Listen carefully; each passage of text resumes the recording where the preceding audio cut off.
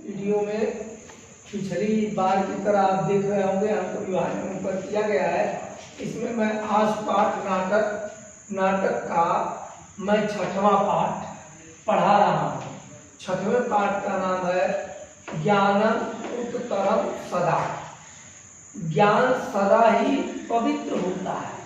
ये कहीं से लिया जाए, कहने का अर्थ है ज्ञान कहीं से भी लिया जाए, किसी छोटे बड़े से सीखा जाए, वह सदा पवित्र होता है, मतलब शुद्ध होता है, वह व्यक्ति के जीवन में लाभ देने वाला होता है।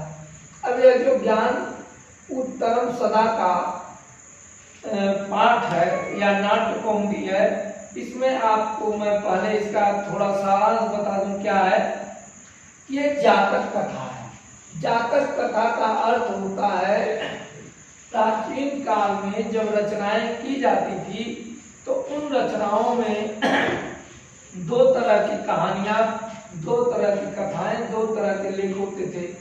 एक तो सच्ची कहानियां होती थी, सच्ची घटनाएं होती थी, क्रियाकलाप सच्चे होते थे। एक काल्पनिक होती थी। इनमें कुछ काल्पनिक कुछ सच्ची होती थी। तो यह कहानी कुछ कल्पना के आधार पर और कुछ सच्ची घटनाओं के आधार पर आपके सामने प्रस्तुत की जा रही है। ज्ञान उत्तरम सदा नामक पाठ प्रस्तुत कथा काश्मीरी पंडित सोमदेव की रचना है। सोमदेव काश्मीरी पंडित थे, इन्होंने इस नाटक को लिखा है। महान कथा ग्रंथ में कथा साहित्य सागर से संकलित है। इनकी रचना का नाम है कथा साहित्य सागर। उसमें यह कहानी लिखी गई है या यह नाटक लिखा गया है। इस कथा के ग्रंथ में राजाओं के राजतंत्र एवं खड़यंत्र, राजाओं का जो राजतंत्र चलता था, जिसे आज राजनीति करते हैं, खड़यंत्र चलता है। जैसे आप आज इस समय देख रहे होंगे कृष्णा धारावाहिक चल रहा है, महाभारत चला, उसके पहले रामायण चलाया, टीवी पर आते रहते हैं। तो उनमें तमाम ऐसे वृत्तांत आते हैं जिसमें खड़यंत्र करके राजा अपने गद्दी को या अपनी सफलता प्राप्त करना चाहता है। अद्भुत कन्याओं, जादू टोना, छल कपट, युद्ध, बैताल, पिशाच, प्रेत एवं पशु पक्षियों की अनेक कथाएं होती हैं। ये विभिन्न प्रकार की कथाएं और कहानी होती है साहित्य में। इसमें भी कुछ सत्य पर आधारित होती हैं, कुछ नितांत कपोल कल्पना कल्पित है। रचना की भाषा शैली जो कथा साहित्य की होती है वह रोचक, सरल, प्रभावपूर्ण, ज्ञानवर्धक तथा शिक्षाप्रद पाई जाती है। इस नाते आज भी इन कहानियों का प्रचलन आपके जीवन में कथा में के रूप में या टीवी सीरियल के रूप में या कक्षा रूम में पढ़ाई के रूप में प्रदान की गई है। इससे विभिन्न प्रकार की शिक्षा भी मिलती है, आत्मबल भी मिलता है और विश्वास भी जगता है। अब इन कहानियों की कहानी यही है कि समझिए, दीपकणिका एक राजा था। उस राजा के पत्नी का नाम था शक्तिमती। दीपकणिका नामक एक राजा था, उसकी पत्नी का नाम था शक्तिमती। विवाह के कुछ दिनों बाद ही शक्तिमती की तबीयत खराब हुई और तबीयत खराब होने के कारण शक्तिमती का देहावसान हो गया, अर्थात मृत्यु हो गई। ऐसी परिस्थिति में दीपकणिका बड़ा दुखी हुआ और दुखी होकर के उसने राज को त्याग करके वैराग्य लेने की मन में इच्छा है। लेकिन एक दिन रात में वह सो रहा था तो उसे स्वप्न आया। चूंकि उसके पास कोई राजा बनने के लिए अगला पुत्र नहीं था, पत्नी भी नहीं थी, कि स्वप्न में उसे आया कि एक दिन तुम्हें किसी जंगल में या किसी रास्ते में एक शेर पर जाता हुआ एक बालक प्राप्त होगा, वह बालक तुम्हारा ही पुत्र होगा। ऐसी या उसके मन में विचार आया और उसने स्वप्न देखा। इसके बाद धीरे धीरे यह उसके जीवन का उद्देश्य बना कि मेरा पुत्र इस संसार में है और मुझे एक दिन मिलेगा और जिसके कारण वो उत्साहपूर्वक फिर से राज्य का संचालन करता है और जंगल में शिकार करने के लिए अपने तयशुदा कार्यक्रम के अनुसार जाया करता है। एक दिन जंगल में शिकार करने के लिए जा रहा था, तब तक वह कुछ दूर पर देखा एक बड़ा बलवान शेर उस पर एक अद्भुत बालक बैठे हुए सवारी कर रहा था। उसे देख करके वह बड़ा मोहित हुआ और उसने अपने शक्ति का प्रदर्शन करते हुए शेर को मार दिया। शेर को जब मार दिया तो शेर को तीर लगते ही वह एक पुरुष के रूप में बदल गया और वह बालक वहीं पड़ा हुआ था। उसने कहा, अच्छा हुआ दीपकणिका, तुमने मेरा उद्धार किया। यह बालक है, इस बालक को मैं तुम्हें सौंपते जा रहा हूँ। क्योंकि वह स्वप्न देखा था, वही बालक उसको मिला। वह बालक यक्ष के रूप में था। वह साती नामक स्त्री और एक ऋषि कन्या का पुत्र था। साती तेज शरीर वाला बालक था। उस साथी को ला करके वो अपने घर दीपकणिका, उसका नाम सातवाहन रखता है और धीरे धीरे पालन पोषण करता है।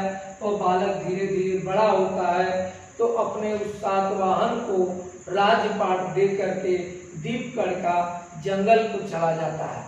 सातवाहन जब राज्य अपना संभालता है तो उसे ज्ञान बहुत कम है, क्योंकि राजा का पुत्र होते हुए भी दीपकणिका ने उसे ज्ञान की विद्या नहीं सिखाई और धीरे धीरे वह इतना भोगी, विलासी और आरामदेह हो जाता है कि राजा बनने के बाद भी उसे बहुत अधिक प्रजाओं की चिंता नहीं होती। लेकिन उसके 2-3 मंत्री हैं, सौवर्मा है एक मंत्री है और कई मंत्री हैं जो उसे हमेशा चिंतित रहते हैं। एक दिन वह ऐसी घटना घटती है कि अपने महल के सामने बावड़ी में, तालाब में, जलाशय में स्नान कर रहा था अपने रानियों के साथ। उस समय वो अपने हाथ से जल को अपनी रानियों के ऊपर फेंक रहा था। उसमें से एक रानी ने कहा, जल मोदकई नहीं माम पीड़ितई। मोदकई माने होता है इससे उठने वाले जल की तरंगों से, माम पीड़ितई माने मुझे मारो नहीं, पानी मेरे ऊपर अर्थात न फेंको। लेकिन उसने इसका अर्थ मोदकई से न समझ करके, सबको जलाशय के जल को न समझ करके, उसके फेंके गए प्रक्षिप्त जल को न समझ करके उसने मोदकई का अर्थ लड्डू समझ लिया और उसने उसी समय तुरंत अपने मंत्री को आदेश दिया, लड्डू आ गया। यह देख करके रानियां हंसने लगी और उसने कहा, मम जलम सिंचति तस्य कारणात् मम दुखम अनुभवति। तुम जो जल सिंचित कर रहे थे, जल फेंक रहे थे, उसके कारण मुझे दुख अनुभव हुआ, उसके लिए मम पीड़ित। तुम रोके, तुम पीड़ा दे रहे थे, मैं रोक रही थी। लड्डू मैंने नहीं माना। इस बात को सुन करके सातवाहन बड़ा लज्जित होता है और पुनः वह महल में आता है और अपने कमरे में जाकर के एकांत में वह सोचने लगता है और जिसके कारण वह दुखित होता है और कहता है, मुझे ज्ञान का प्राप्त करना है। ज्ञान प्राप्त करने के लिए वो विद्वानों को बुलाते हैं। व्याकरण के जो सबसे श्रेष्ठ विद्वान हैं वो जब आते हैं तो कहते हैं कि 12 वर्ष ज्ञान प्राप्त करने में समय लगेगा, न्यूनतम 12 वर्ष लगेगा, मेहनत किया जाएगा। तो एक दूसरे आते हैं, उन्होंने कहा कि मैं तुम्हें 6 साल में यह पूरा ज्ञान जो बताया जा रहा है सिखा दूंगा। उनका मंत्री सौवर्मा कहता है अपने राजा को देख करके दुखी कि महाराज अगर ये 12 वर्ष में सिखा सकते हैं, ये 6 महीने में सिखा सकते हैं तो 6 साल में सिखा सकते हैं, तो हम आपको 6 महीने में सिखा देंगे। अब सातवाहन सौवर्मा को मान करके उनको गुरु अपना मानता है मंत्री होते हुए भी, और उनसे कहता है मुझे शिक्षा चाहिए। यह बात को उन्होंने कह दिया। लेकिन सौवर्मा जब आकर के अपनी पत्नी से यह बात बताते हैं कि आज ऐसी ऐसी घटना घटी है, तो पत्नी उनकी कहती है कि जब तक कुमार माने भगवान ईश्वर सरस्वती जब तक कृपा नहीं कर सकती तब तक ज्ञान तुम भी नहीं सिखा सकते, तुम्हें भी नहीं प्राप्त हो सकता और उस सातवाहन अर्थात तुम्हारे राजा को भी नहीं प्राप्त हो सकता। ऐसी स्थिति में सौवर्मा कुमार मंदिर में जाता है, सरस्वती के सामने जाता है और घोर तपस्या करता है, अन्न जल सभी छोड़ करके। और जब माँ सरस्वती उसके सामने आती हैं तो वह इस बात को रखता है, माँ सरस्वती प्रसन्न होती हैं और उसे ज्ञान देती हैं। पुनः वह लौट करके आता है, सातवाहन से भी कहता है कि अब हम तुम्हें शिक्षा सिखा देंगे और शिक्षा का प्रारंभ करता है।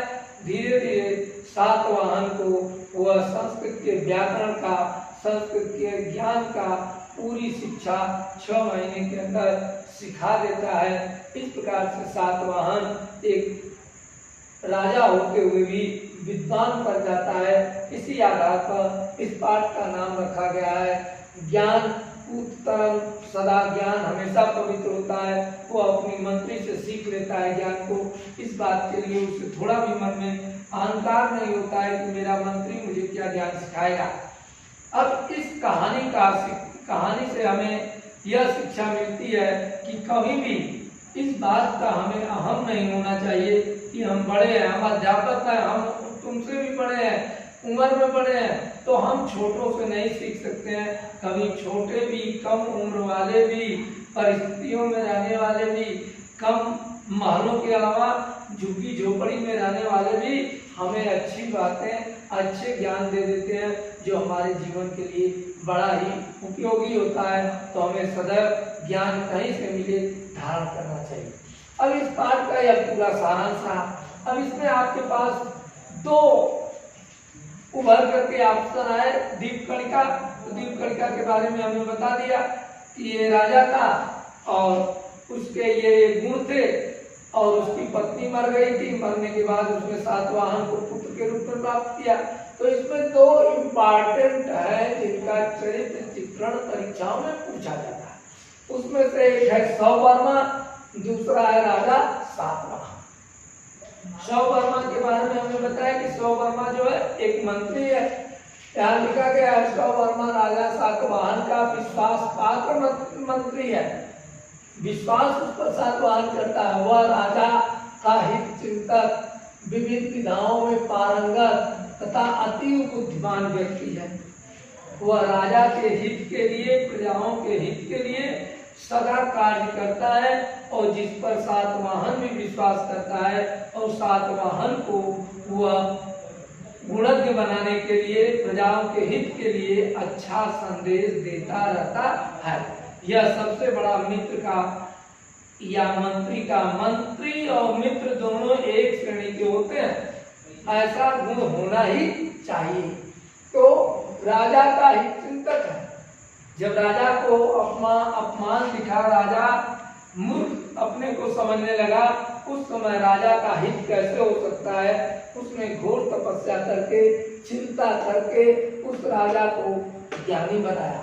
इसके अलावा दृढ़ प्रतिज्ञ, अब जो काम 12 वर्ष में गुरुजन विद्वज्जन कर सकते थे, 6 वर्ष में न्यूनतम समय में उसको उसने 6 महीने में कर दिखाया। अर्थात उसको जो प्रतिज्ञा करता है उसको वह पूरा करता है। इस ज्ञान उत्तम सदा में दिखाया गया है। साहसी है, बात कर दिया, पत्नी से आके बताया और उसके मन में इतना साहस उत्पन्न हुआ कि वह सरस्वती को प्रसन्न करता है और सरस्वती को प्रसन्न करके उनसे वरदान प्राप्त करता है और वरदान में यह प्राप्त करता है कि मैं 6 महीने में अपने राजा सातवाहन को शिक्षा प्रदान करूंगा। ये काम वो कर डालता है। बुद्धिमान भी है। बुद्धिमान इस मामले में है कि राजा के मान सम्मान और प्रजा के बीच न जाने वाली बातों को संभाल लेता है और जिसके कारण उसका राजपाट अच्छा चलने लगता है। सातवाहन आगे चल के एक प्रसिद्ध राजा होता है और जिसके कारण सौवर्मा का भी चरित्र ऊंचाई की तरफ जाता है। यही व्यक्तित्व होना चाहिए, जो सौवर्मा का व्यक्तित्व है, यही व्यक्तित्व होना चाहिए। अपने से बड़े छोटे के अपमान को हम संभाल करके उसके जीवन में सम्मान के स्थान का ध्यान धराएं और खुद करें। कभी किसी व्यक्ति का मजाक नहीं उड़ाना चाहिए। अब आ गया राजा सातवाहन का चित्रण। राजा सातवाहन के बारे में हमने परिचय बता दिया कि शेर पर बैठा हुआ यक्ष साती नामक कन्या और एक ऋषि का यह पुत्र है। यही चल करके आगे सातवाहन बनता है। तो राजा सातवाहन साती नामक यक्ष के एवं ऋषि कन्या का पुत्र था, जिसे राजा दीपकणि ने वन में पाया था, जंगल में। और वह योग्य शासक, व्यवहार कुशल, रसिक, योग्य शासक था, व्यवहार कुशल का रसिक शासक था। वह स्वाभिमानी एवं जिज्ञासु प्रवृत्ति का था। यह जो दो बातें उसके बारे में कही जा रही हैं, जिज्ञासु, जिज्ञासु माने जानने की इच्छा।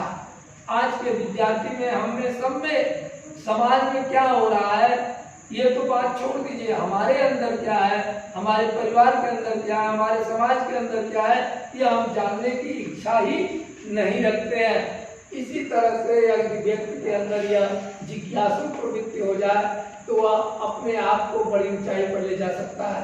शासकता और अपमान से खिन्न रहने वाला आज का है।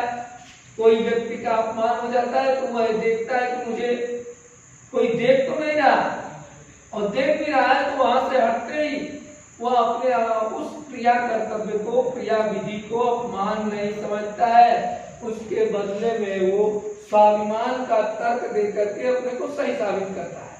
लेकिन जो व्यक्ति सच्चा होता है, अगर उसका कहीं अपमान हो जाता है तो उसे दुखित होता है और उसको जीवन से हमेशा के लिए दूर करने का स्वभाव बनाता है। दीपकणिका के वन चले जाने पर वह सम्राट बनता है। दीपकणिका माने उसके पिता, तो वो सम्राट बनता है, राजा का दीपकणिका।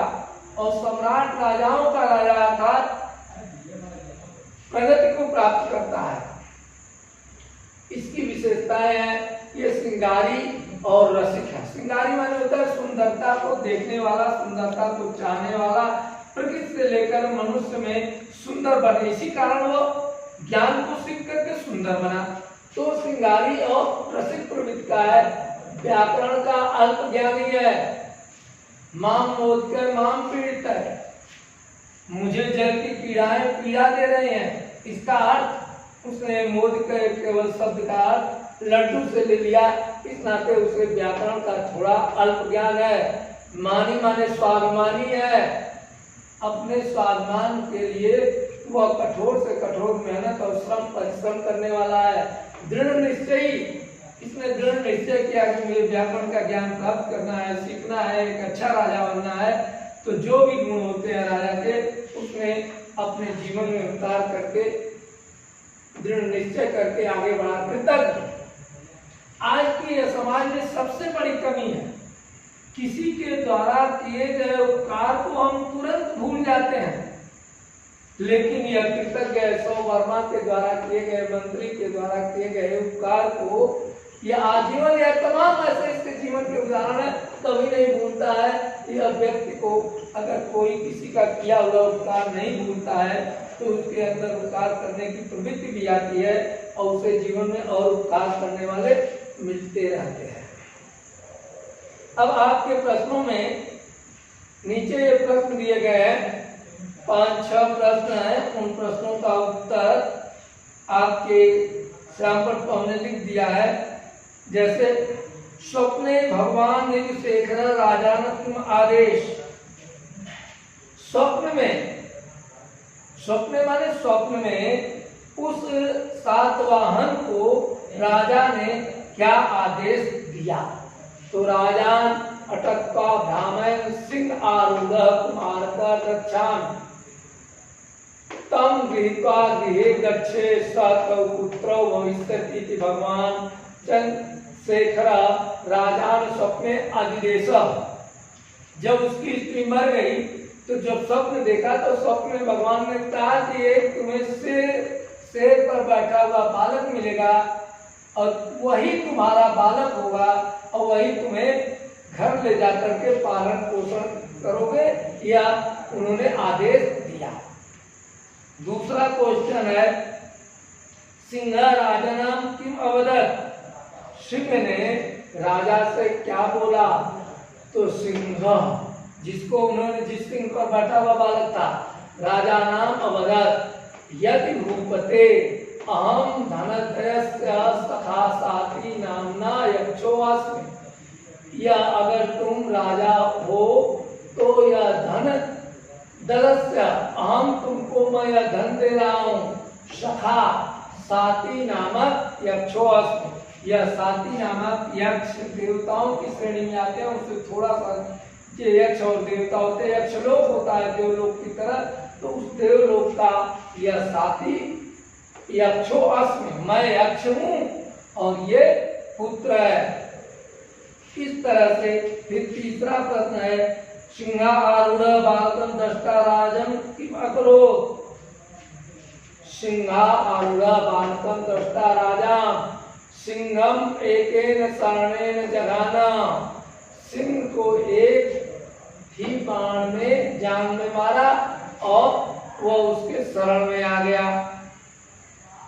मोदकई देव हितस्य अभिप्राय, हमने बार बार बताया मोदकस्य देव हित अभिप्राय, तो मोदकस्य हितस्य अभिप्राय अस्ति, हे देव उदके माम माम सिंच न च मोदके, उदके माने होता है उठने वाली तरंग या किरणें, उदकई माम माने मुझको, माम सिंचय न च मोदके, इस उठने वाली तरंगों से बार बार मुझे मत भिगो, न कि मोदके, उसका लड्डू नहीं होता, न च मोदके, उदके यहाँ संधि है, मम उदके, माम उदके हो जाएगा, ये संधि हुई उलोक हो गया तो मोदके, अर्थात राजा को शब्दों के संधि का ज्ञान नहीं था।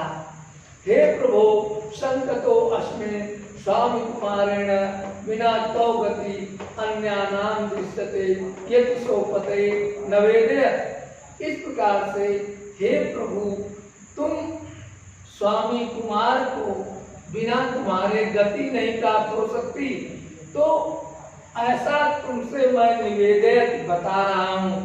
राजा सौवर्मा सर्वा विद्या प्राप्तवान, राजा सौवर्मा ने उस से स्वामी कुमार के लिए सभी विद्याओं को प्राप्त किया और दीप कर्णे भार्या नामा, तो हमने पहले ही बताया कि सातवाहन के जो कल्पित माता पिता थे, उनका पिता का नाम दीपकर्ण था और उनके माता का नाम सत्यवती आशी। अब इस तरह से बहुविकल्पी प्रश्न होंगे, उन बहुविकल्पी प्रश्नों में लगभग 15 प्रश्न हैं, 15 का उत्तर हमने लिख दिया है। कि इसमें जैसे प्रश्न है कि दीप कणिका, तो इसमें प्रश्न है कि पुरा इति ख्यातो प्राच्य विक्रमाराज भूता, प्राचीन काल में सबसे प्रसिद्ध राजा कौन था? तो दीपकर्णक। और तम भगवान ने चंद्रशेखर इति आदिस्ता, उन्हें भगवान ने कब आदेश दिया? तो स्वप्न में। और इसके बाद है सभूपता शरीर तीरे तपेन तेज्य सिंहा आरूढ़म बालकम अददर्श, तो कहाँ देखा उन्होंने? देखा पदे। और फिर है चौथा है आपका अहम धनस्य राजा यक्षो अस्मि, उसके मारने के बाद उसने कहा कि मैं यक्ष हूँ और सती नामक मैं यक्ष हूँ। इस तरह से पांचवें में पयासा, छठवें में सापात, सातवें में महेंद्र, आठवें प्रश्न में माम, नौवें में मोदकान, 10वें में मया, 11वें में सौवर्मा, 12वें में अहम, 13वें में सातवाहन, 14वें में खटकेन, 15वें में स्वामी कुमारेण, 16वें का उत्तर हो जाएगा सोमदेव और 17वें का उत्तर हो जाएगा कथा सरिता सागरात। इस प्रकार से ज्ञान उत्तरम सदा पाठ आपके सामने नाटक का रखा गया। इसको पूरी तरह से फिर से आप एक बार दो बार पढ़िए, न आने पर संपर्क किया जाए और याद किया जाए।